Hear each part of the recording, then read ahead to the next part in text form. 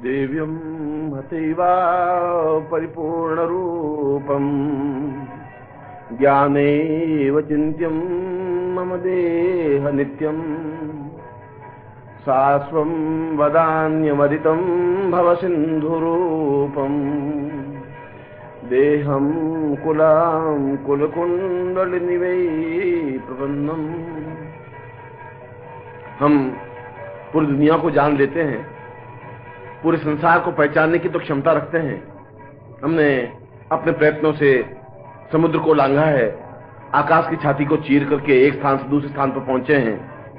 हमने पृथ्वी को अपने कदमों से नापा है और अंतरिक्ष में गए हैं। हमने एक ग्रह से दूसरे ग्रह पर विचरण करने की कला और प्रयत्न सीखा है।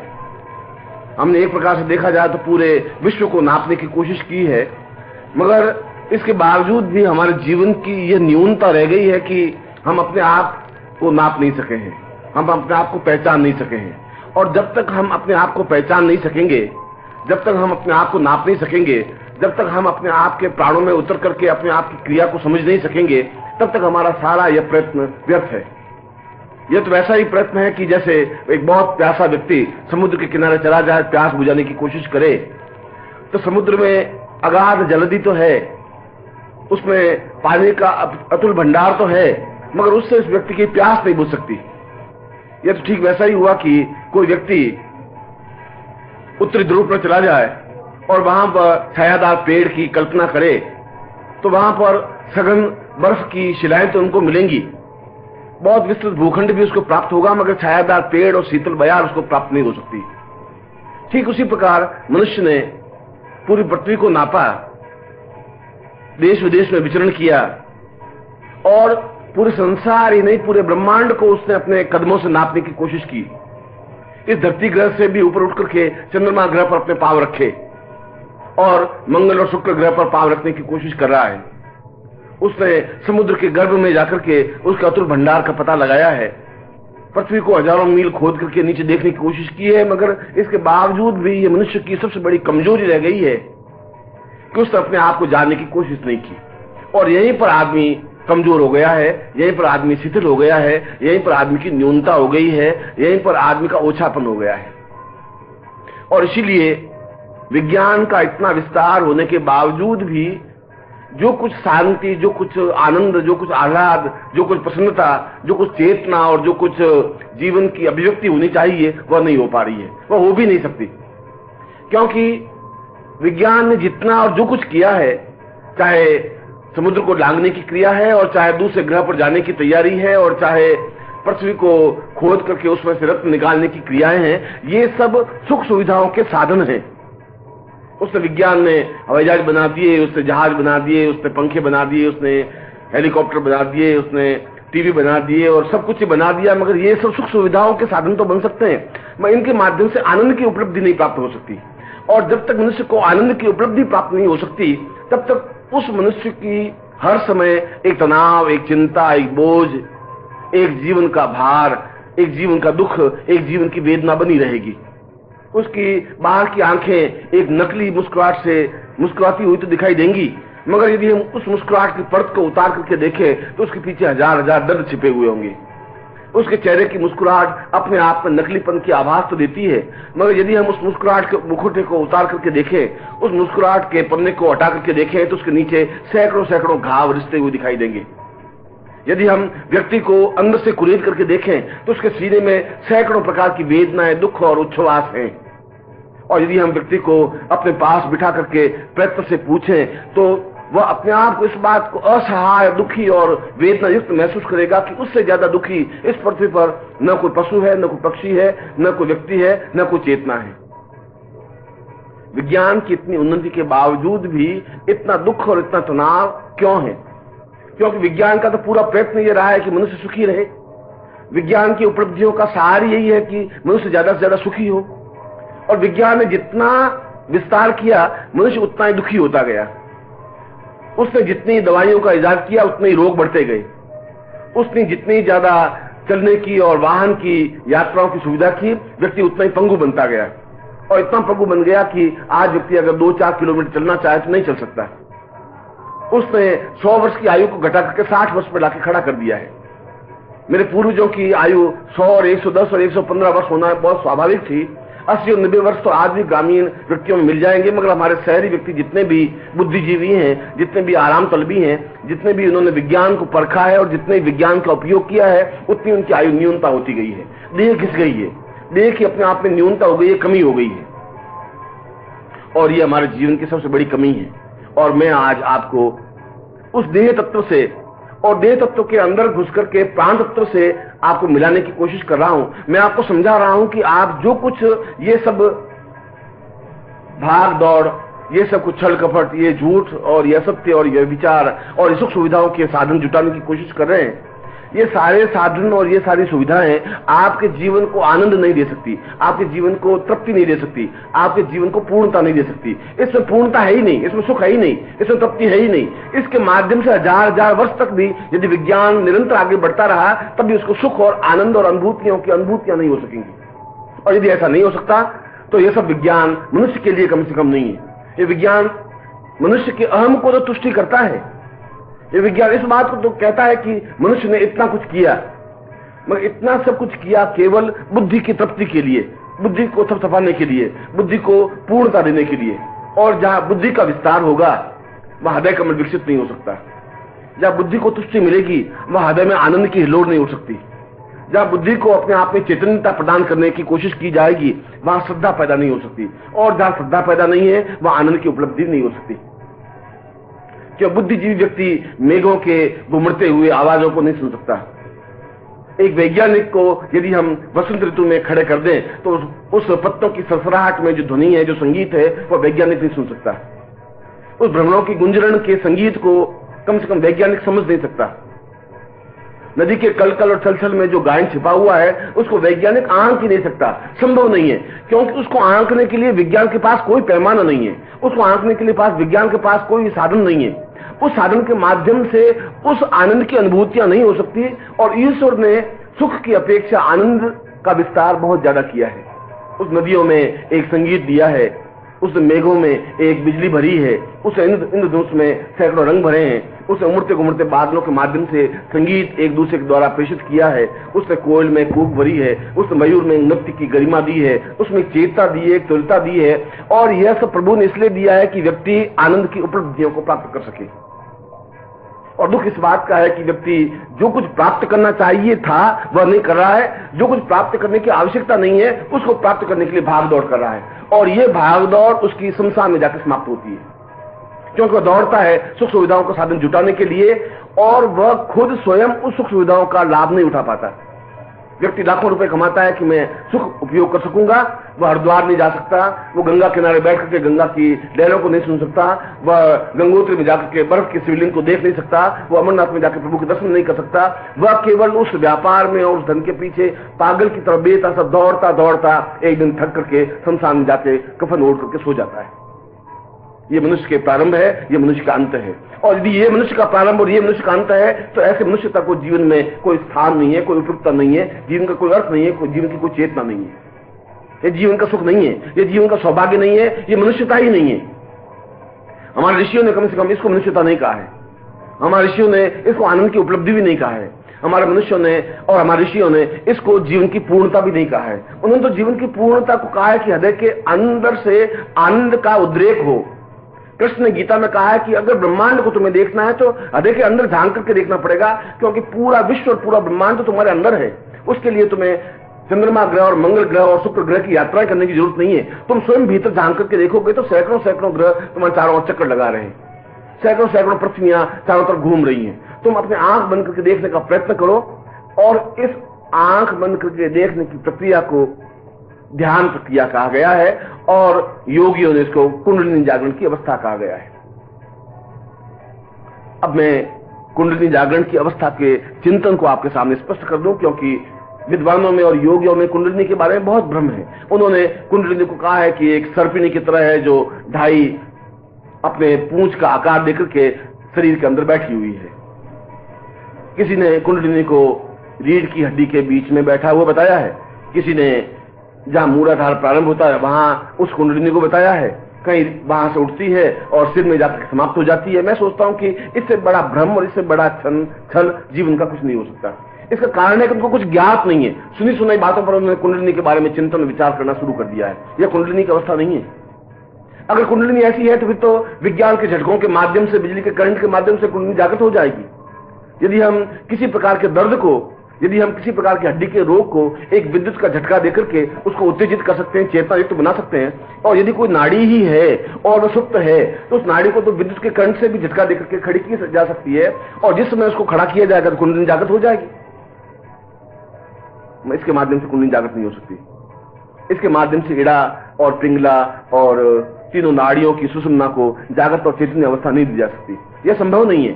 यह संभव इसलिए नहीं है कि विज्ञान के माध्यम से ज्ञान की उपलब्धि नहीं हो सकती। विज्ञान के माध्यम से ज्ञान को चेतना दी ही नहीं जा सकती। विज्ञान के माध्यम से ज्ञान को समझा ही नहीं जा सकता। ज्ञान को समझने के लिए मनुष्य को समझना जरूरी है, और मनुष्य को समझने से पहले आनंद को समझना जरूरी है। और आनंद का तात्पर्य है जिसके माध्यम से हमारा हृदय अपने आप में पूर्ण विकसित हो सके, हृदय के पूरा का पूरा कमल दल जागृत हो सके, चैतन्य हो सके, उसमें सुवास उठ सके, उसमें सुगंध भर सके, वह अपने आप में विकसित हो सके, खिल सके। और यदि ऐसी है तो आनंद की उपलब्धि है। और यदि शरीर विज्ञानी या किसी डॉक्टर को कहे कि मेरे हृदय में एक कमल दल है और उसको तुम्हें विकसित करना है, तो कम से कम शरीर विज्ञानी या डॉक्टर उस पूरे शरीर को चीर फाड़ करके देखने पर भी उसको यह हृदय कमल या उसकी 24 पंखुड़ियां या उसमें मन या प्राण या चेतना को ढूंढ नहीं पाएगा। वह हड्डियों को तो ढूंढ पाएगा, वह चेहरा, नाक, कान, आंख, गला, इसको तो ढूंढ पाएगा, मगर मन नाम की तथ्य को नहीं ढूंढ पाएगा, प्राण नाम के तथ्य को वह अभी पहचान नहीं पाएगा, जीवन नाम के तथ्य को वह अभी चीन नहीं पाएगा।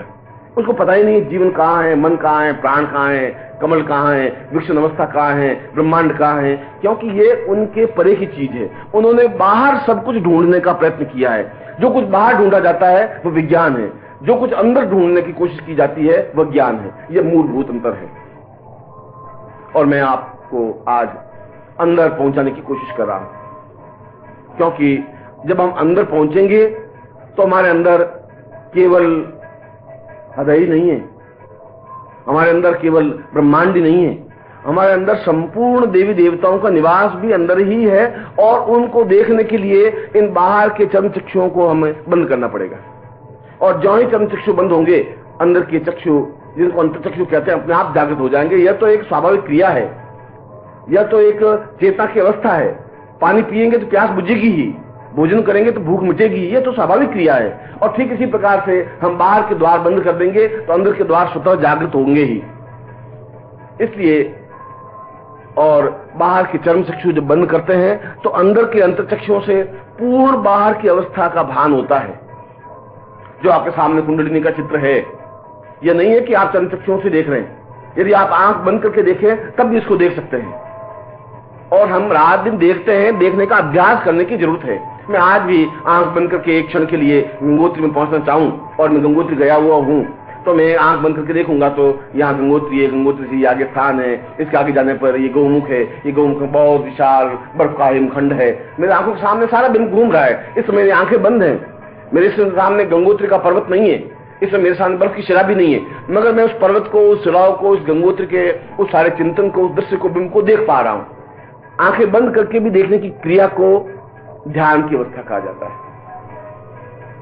इसलिए ध्यान के लिए जरूरी है कि बाहरी संसार से कटें। इसके लिए जरूरी है कि बाहरी चिंतन से कट जाएं, और इससे भी ज्यादा जरूरी है कि बाहरी धारणाओं से और विचारों से कट जाएं। और बाहरी धारणा और विचारों से कटने से पहले ये जरूरी है कि यह बात का निश्चय हो कि अगर संसार में कोई है तो केवल मैं हूं, मेरे अलावा और किसी का कोई अस्तित्व है ही नहीं। वेद से लगाकर आज तक शास्त्रों में केवल एक ही बात कही, अहम ब्रह्मास्मि द्वितीयो नास्ति। मैं और केवल मैं हूं संसार में, दूसरा कुछ है ही नहीं। न देवता है, न देवियां हैं, न ब्रह्मा है, न विष्णु है, न रुद्र है, न आकाश है, न मर्दगण है, और अन्य कुछ है ही नहीं। जो कुछ हूं मैं हूं। और अगर मैं अपने आप को समझ लूंगा, मैं अपने आप में अंदर उतर जाऊंगा, तो इस ब्रह्मांड को, पूरे चिंतन को, पूरे परिपार्श्व को देख सकूंगा। और मैं आज आपको उस मैं को, उस अंदर के हृदय को, उस अंदर के हृदय पक्ष को जागृत करने को, उस पूरे ब्रह्मांड को देखने की क्रिया ही समझा रहा हूं। और इस क्रिया को देखने की पद्धति को कुंडलिनी जागरण अवस्था या कुंडलिनी ध्यान प्रक्रिया कहा जाता है। इस कुंडलिनी ध्यान प्रक्रिया के लिए जरूरी नहीं है कि कुंडलिनी जागृत हो, ये जरूरी है ही नहीं। इस बात की भी जरूरत नहीं है कि तुम्हारे शरीर में कुंडलिनी कहां पर है। इस बात की भी आवश्यकता और समझने की जरूरत नहीं है कि इसमें इड़ा, पिंगला, सुषुम्ना नाड़ियां कहां पर एक दूसरे से मिलती हैं और कहां पर किस प्रकार से विकसित होती हैं, कहां से बढ़ती है, कहां पर जाकर समाप्त हो जाती हैं। इसकी कोई जरूरत नहीं है। इसकी भी इस बात में जरूरत नहीं है, चेतना नहीं है कि अमृत कुंड कहां पर है और वह अमृत कुंड कहां से झरता है जिसे व्यक्ति मृत्यु से अमृत्यु की ओर ले जाता है, वह सब कुछ कहां है, यह समझने की जरूरत नहीं है। यह तो आगे की स्टेज है। इस समय तो हमारी स्टेज, हमारी स्थिति, हमारा चिंतन, हमारा विचार, हमारी धारणा, हमारा ध्यान इस बात में है कि हम अपने अंदर कैसे उतरें, हम अपने प्राणों तक कैसे पहुंचे। क्योंकि तुम जो कुछ हो देहगत अवस्था में हो, तुमने अभी अपने देह को पहचाना है, प्राणों को पहचाना ही नहीं। मैं तुम्हें पूछूं कि तुम अपने प्राणों को स्पर्श कर सकते हो, तुम्हें प्राणों का ज्ञान नहीं है, तुम्हारे अंदर प्राण कहां पर है। और जब प्राणों का ज्ञान नहीं है तो तुम उसको स्पर्श भी नहीं कर सकते, और जो स्पर्श नहीं कर सकते तो आप उसके अंदर प्रवेश भी नहीं कर सकते। इसलिए सबसे पहले यह जानना जरूरी है कि तुम देहगत अवस्था को छोड़ दो। और इस देहगत अवस्था को छोड़ने के लिए यह जरूरी है कि तुम्हारे सामने एक बिंब होना चाहिए, और यह बिंब गुरु का बिंब हो सकता है। क्योंकि तुम्हारे अंदर जाने की क्रिया केवल गुरु के माध्यम से ही संभव है और किसी के माध्यम से संभव नहीं है। कोई देवी या देवता तुम्हें अंदर प्राण तत्व तक पहुंचा भी नहीं सकता, उनके लिए संभव नहीं है। कोई चेतना, कोई विज्ञान भी तुम्हें वहां नहीं पहुंचा सकता। उसके लिए केवल गुरु का चिंतन और गुरु को अपने साथ ले जाने की क्रिया आवश्यक है। या तो तुम गुरु को अपने साथ ले जा सको या गुरु तुम्हें पकड़ करके अपने साथ ले जा सके। दोनों में एक दूसरे की संयुक्त क्रिया है। और मैं तुम्हारे साथ में हूं, मैं तुम्हारे साथ प्राणों में उतरने के लिए तैयार हूं, मैं तुम्हारे साथ प्राणों में उतर करके तुम्हारे प्राण तत्व तुम्हारे हाथ में देने के लिए तैयार हूं। और मैं चाहता हूं कि तुम देह तत्व को छोड़ सको। और जिस दिन तुम देह तत्व को छोड़ दोगे उस दिन सब कुछ, यह देह अपने आप में एक मामूली सी घटना बन करके रह जाएगा। क्योंकि गर्भ में जन्म तो देह लेती है, प्राण तो लेते ही नहीं। क्योंकि जिस समय बालक जन्म लेता है उसमें तो उसमें कोई प्राण होते ही नहीं, कोई श्वास होता ही नहीं। जब जन्म लेता है बालक तो 1 मिनट तक सब मौन साधे हुए खड़े रहते हैं कि ये लड़का सांस लेगा या नहीं लेगा। 1 सेकंड बीतता है, 2 सेकंड बीतते हैं, 5 सेकंड बीतते हैं। सब हटप्रभ से एकदम से घबराए हुए डॉक्टर, नर्स, माँ, भाई, बहन सब चिंतित खड़े रहते हैं कि अभी तक इसने रोया नहीं, अभी उच्छ्वास नहीं दी, अभी इसके सांस आई नहीं। 5 सेकंड बीतते हैं, 10 सेकंड बीतते हैं और एकदम से वो सांस लेता है और एकदम से रोता है। सब खुश हो जाते हैं कि प्राण आ गए। इसका तात्पर्य यह हुआ कि प्राण 5 सेकंड बाद देह अवस्था में आते हैं। मनुष्य के गर्भ से प्राणगत अवस्था नहीं आती, क्योंकि मां केवल देह को जन्म देती है, प्राण को जन्म नहीं देती। ये प्राण गुरु तत्व के माध्यम से प्राप्त हो सकता है।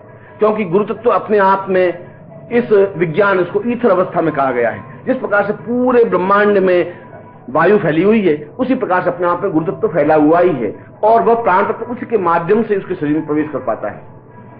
और तुम्हारी देह जहां शमशान की ओर जाती है वहीं पर बीच में रुक करके उस पूरे रास्ते में कहीं पर भी गुरु तुम्हें मिल सकते हैं।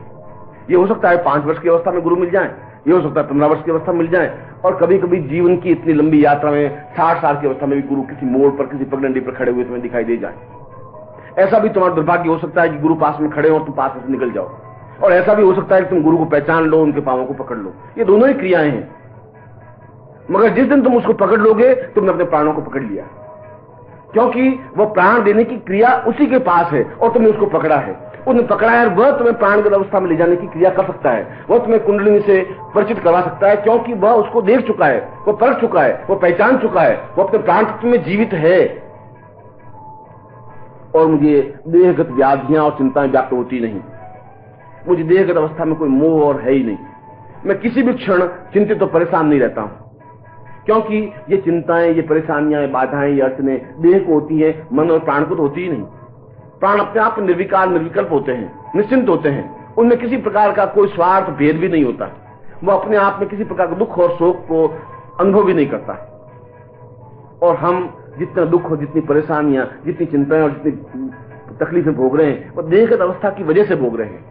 और इसीलिए मैं तुम्हें प्राणों के अंदर ले जाने की क्रिया संपन्न करवाता हुआ यह समझाने की कोशिश कर रहा हूं कि जो ही हम अंदर प्रवेश करेंगे, और अंदर प्रवेश करने के लिए तुम्हें कुछ तैयारी नहीं करनी है। अंदर प्रवेश करने के लिए तुम्हें किसी प्रकार का मंत्र जाप करने की जरूरत नहीं है। उसके लिए यह भी जरूरत नहीं है तुम किसी देवी देवता को या गणपति को पहले ध्यान करो, पूजन करो, गणपति को हाथ जोड़ो और लक्ष्मी की आरती उतारो, घी के दिए जलाओ। ऐसा कहीं कुछ आवश्यकता नहीं है, ऐसी जरूरत है ही नहीं। आवश्यकता है कि तुम बिल्कुल शांत बैठ सको। आवश्यकता है कि तुम बिल्कुल अपने बाहर नेत्र बंद कर सको।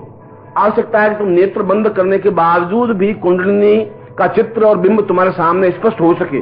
अगर कुंडलिनी का चित्र और बिंब तुम्हारी आंखों के सामने स्पष्ट हुआ, इसका मतलब तुमने यात्रा का पहला चरण भरा। तो सबसे पहले तो ये आवश्यक है कि तुम अपनी नेत्र बंद करोगे, और नेत्र बंद करने के बाद अभी जो तुम्हारे सामने कुंडलिनी का जो चित्र है, इस चित्र को अपनी आंखों के सामने लाने का प्रयत्न करोगे।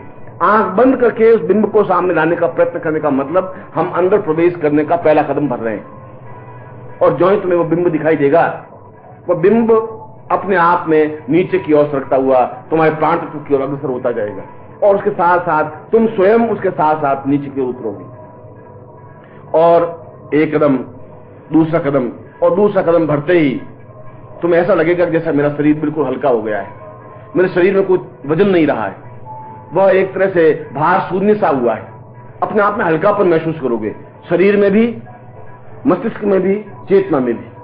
और इसकी पहचान यह है कि जिस समय तुम अंदर पहुंचने की कोशिश करते हो, उसमें बाहरी आवाजें, बाहरी खटपट या बाहरी किसी प्रकार की हलचल तुम्हें सुनाई देती नहीं। पास में यदि किसी प्रकार की आवाज हो भी रही है, तुम्हारे कानों में उसका कोई ध्वनि, कोई गुंजन नहीं हो रहा है। और नहीं हो रहा है तो इसका मतलब यह है कि तुम उस कुंडलिनी के साथ में और नीचे की ओर उतरे हो और 3-4 कदम भरे हो। और यदि आवाजें आ रही हैं तो इसका तात्पर्य तुम्हें फिर एक बार वापस कुंडलिनी के बिंब को लेकर के नीचे की ओर उतरना है। तब तक उतरने की क्रिया करते रहना है जब तक बाहरी आवाज से तुम बिल्कुल कर सको, जब तक बाहरी चिंतन से तुम कर सको, जब बाहरी विचार शून्यता से तुम कर सको।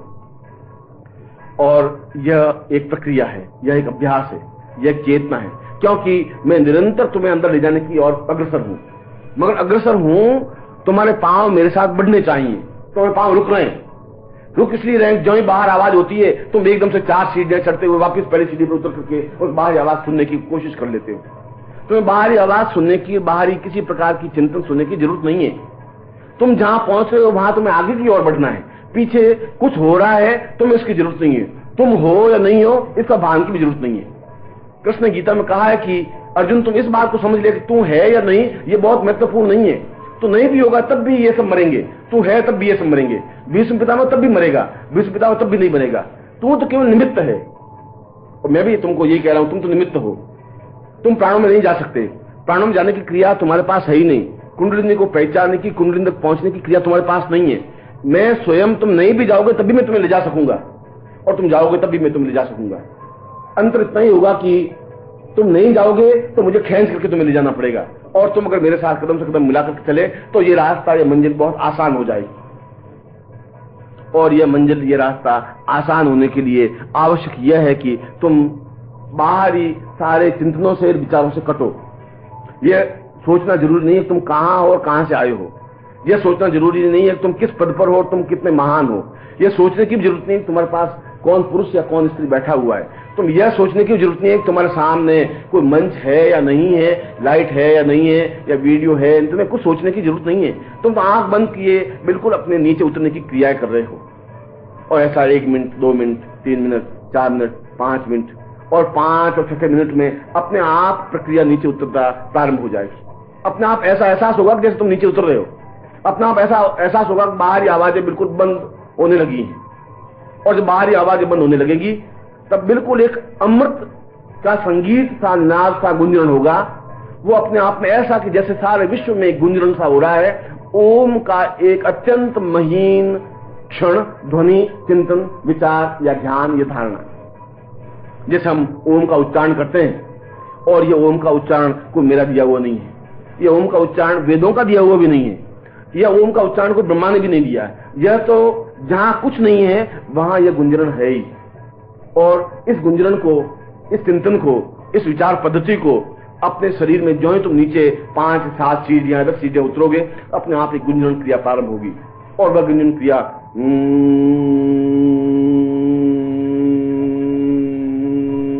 ठीक ऐसी क्रिया जैसे कि एक कली को, एक पुष्प को देख करके भ्रमर गुंजरण करता है, भ्रमर नाचने लग जाता है, खिलने लग जाता है। और जो ही प्राण तत्व के पास पहुंचने की क्रिया तुम्हारी होती है तो तुम्हारे प्राण तत्व, तुम्हारा स्वयं का अस्तित्व गुंजरण करने लग जाता है, क्योंकि तुम्हारा अस्तित्व भ्रमर बन जाता है, क्योंकि वो प्राण तत्व को देखने की क्रिया करने लगा है। बहुत थोड़ी दूरी पर प्राण तत्व हैं। जो ही वह खिलती हुई कली को देखता है तो भ्रमर के पंख अपने आप फड़फड़ाने लग जाते हैं, अपने आप उसके मुंह से गुंजरण प्रारंभ हो जाता है। वह गुंजरण किसी संगीत में सारे गम पद दिशा में नहीं आ सकते। वह हारमोनियम में नहीं आ सकता, ढोलक में नहीं आ सकता, सितार में नहीं आ सकता, वाद्य यंत्रों में नहीं आ सकता। वो गुंजन अपने आप में बिल्कुल एक अलग है, क्योंकि ब्रह्म का गुंजन है। और ब्रह्म का गुंजन इसलिए है कि वह कली को अपने आप में समाहित करने की क्रिया की ओर अग्रसर है। वो बिल्कुल उसके चारों तरफ मंडराता रहता है और ठीक समय पर वह उस कली पर बैठ जाता है और उसको पूरी तरह से अपने आप में समाहित कर लेता है, पूरे रस को अपने आप में आस्वादन कर लेता है। और मनुष्य को स्वयं को भ्रमर की उपमा दी गई है। कृष्ण को भ्रमर ही कहा गया है। उद्धव ने कहा कि यह भ्रमर गोपियों को बहुत छेड़ता है। कृष्ण को पूर्ण रूप से भ्रमर कहा गया है। और भ्रमर का तात्पर्य है कि हम उस अवस्था तक पहुंच रहे हैं जहां पर हमें प्राण तत्व सामने साफ साफ दिखाई दे रहे हैं, और जहां तुम्हें वह गुंजन दिखाई दे तो समझ लेना चाहिए तुम बात से बाह्य समाज से तुम कट गए हो। ये तुम्हारी बहुत बड़ी उपलब्धि है, ये बहुत बड़ा चिंतन है, ये बहुत बड़ा एक विचार सरणी है कि तुम वहां तक पहुंचे हो। और वहां तक पहुंचने पर भी मैं तुम्हारे साथ में हूं, मैं तुमसे अलग हटा हुआ नहीं हूं। तुम ज्वाइंट मुड़ करके देखोगे, और यहां मुड़ करके देखने के लिए तुम्हें गर्दन घुमाने की जरूरत नहीं है, यहां मुड़कर देखने के लिए आंखें घुमाने की भी जरूरत नहीं है, यहां मुड़कर देखने के लिए आंखें खोलने की भी जरूरत नहीं है। वह तो अपने आप में तुम्हें, मैं बिल्कुल पास में खड़ा हुआ तुम्हारा हाथ पकड़े हुए आगे बढ़ने की क्रिया की और अग्रसर हुई, क्योंकि गुंजन ही मेरा है। ये गुंजन अपने आप में कोई दूसरा गुंजन है ही नहीं, क्योंकि प्राण तत्व तो मैंने तुम्हें दिए हैं। तुम्हारे जन्म से 2-3 सेकंड बाद, 5 सेकंड बाद मैंने प्राण तत्व दिए हैं। मैं उस प्राण तत्व तक तुम्हें ले जाने की क्रिया बता रहा हूं, और इसलिए तुम्हारा हाथ मेरे पकड़ा हुआ है, इसलिए तुम मेरे साथ गतिशील हो, इसलिए तुम्हारे पांव मेरे साथ चल रहे हैं, और इसीलिए तुम देव संगीत को सुनने का एक अभ्यास कर रहे हो। उस देव संगीत को तुमने जिंदगी में पहली बार सुना है, पहली बार उस गुंजन को अनुभव किया है, और जो कुछ तुमने अनुभव किया है वो अपने आप में अद्वितीय है। विज्ञान उस गुंजन को नहीं दे सकता, संगीत उस गुंजन को नहीं दे सकता, ऊंचे से ऊंचे वाद्य यंत्र भी उस गुंजन को नहीं दे सकते। और यह गुंजन धीरे धीरे धीरे धीरे तुम्हारे अंदर एक प्रकाश सा पैदा करेगा, पैदा करता है। तुम अपने आप में एक नवीन सृष्टि का एक चिंतन, एक पद्धति, एक दुनिया देखने की कोशिश करते हो। तुम देखते हो सब कुछ नया नया सा है। तुम देख लो कि तुम्हारे सामने ये सूर्य घूम रहा है, ये चंद्र घूम रहे हैं, मंगल घूम रहा है, बुध घूम रहा है, ये सारे ग्रह घूम रहे हैं, सारा ब्रह्मांड घूम रहा है, ये पृथ्वी घूम रही है। और इस पृथ्वी पर जितने देश देशांतर है, चाहे अमेरिका है, इंग्लैंड है, ये सब गतिशील है। तुम्हारे अंदर ये सब कुछ तुम देख करके अपने आप में तटस्थ खड़े हुए तुम अनुभव करोगे कि ये बिल्कुल नवीन दृष्टि है, नवीन सृष्टि है, नवीन चिंतन है। तुम एक परिप्रेक्ष्य हो, तुम दृष्टा हो, बिल्कुल तुम उसमें इन्वॉल्व नहीं हो, उसमें जुड़े हुए नहीं हो। कि जुड़ने की क्रिया देह की होती है, प्राण जुड़ते नहीं है। प्राण अपने आप में दृष्टा बन जाता है, देखने की क्रिया बन जाता है, अच्छा या बुरा, शुभ या अशुभ। और ये अपने आप में तटस्थ बनने की क्रिया प्राणगत अवस्था की क्रिया है, क्योंकि अब तुम प्राणगत अवस्था के तरफ जाने की और निरंतर अग्रसर हो। अब तुमने प्रकाश को देखने का अनुभव किया है, और प्रकाश अपने आप में सबसे पहले बिल्कुल नीला नीला सा प्रकाश तुम्हें अनुभव होगा। और इस नीला प्रकाश कुछ क्षणों तक रहने के बाद में तुम देखोगे कि नीला प्रकाश भी छंट रहा है, बिल्कुल दूधिया प्रकाश सा चारों तरफ बिखर रहा है। और ये दूधिया प्रकाश जो चारों तरफ बिखरेगा, तब तुम्हें जो कुछ दिखाई देगा वह सामने संपूर्ण ब्रह्मांड, और उस ब्रह्मांड के बीच में मैं खड़ा हुआ, और तुम्हारे सामने प्राण मंद मंद मुस्कुराते हुए दिखाई देंगे। और यही प्राणगत अवस्था को पकड़ने की क्रिया है, और यही कुंडलिनी ज्ञान साधना की प्रक्रिया है, यही जीवन की पूर्णता की क्रिया है। मैं आशीर्वाद देता हूं कि तुम्हें इस ध्यान प्रक्रिया के माध्यम से तुम्हारी कुंडलिनी जागृत हो सके। मैं ऐसा ही तुम्हें आशीर्वाद दे रहा हूं।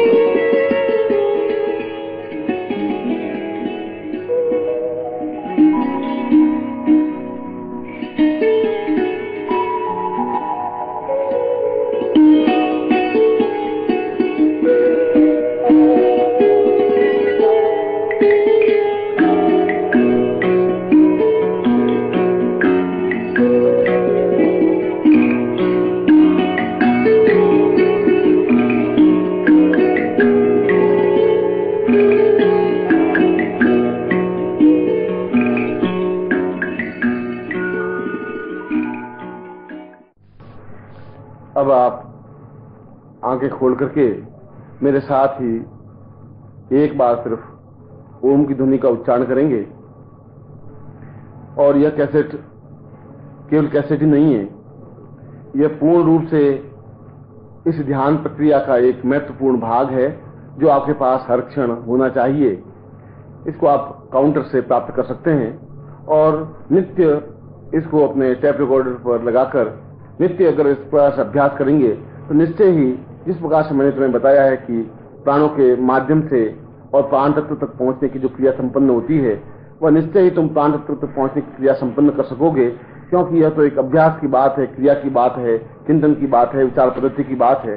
इसलिए यह मेरा संदेश, यह मेरा चिंतन, ये प्राणों में पहुंचने की क्रिया इस कैसेट के माध्यम से मैं आप तक पहुंचा रहा हूं और जिसको आप नित्य अपने अभ्यास में उतारने की आवश्यकता है, नित्य अपने अभ्यास में करने की जरूरत है और निश्चय ही आपके जीवन में अत्यंत अनुकूलता प्राप्त होगी। और मैं ओम की ध्वनि का उच्चारण करने से पूर्व एक बार मैं आपको और बता दूं कि जिस पुस्तक का मैंने सुबह विमोचन किया था, वह पुस्तक एक शिष्यों के लिए तो गीता की तरह है, क्योंकि वह पूरे शिष्य का एक उपनिषद है। वह एक मात्र पुस्तक नहीं है, उसको बेचने या विक्रय करने की दृष्टि से भी नहीं है, वह तो एक संपूर्ण रूप में गीता है, श्रीमद् भगवद गीता की तरह। आप उसको अवश्य ही मेरे कहने से काउंटर से प्राप्त करें, आप उसका अध्ययन करें। मैं निश्चय ही उसमें से आपको कल प्रश्न पूछूंगा जो कि आपके लिए अत्यंत अनुकूल होंगे। अब आप मेरे साथ एक बार ओम की ध्वनि का उच्चारण करेंगे।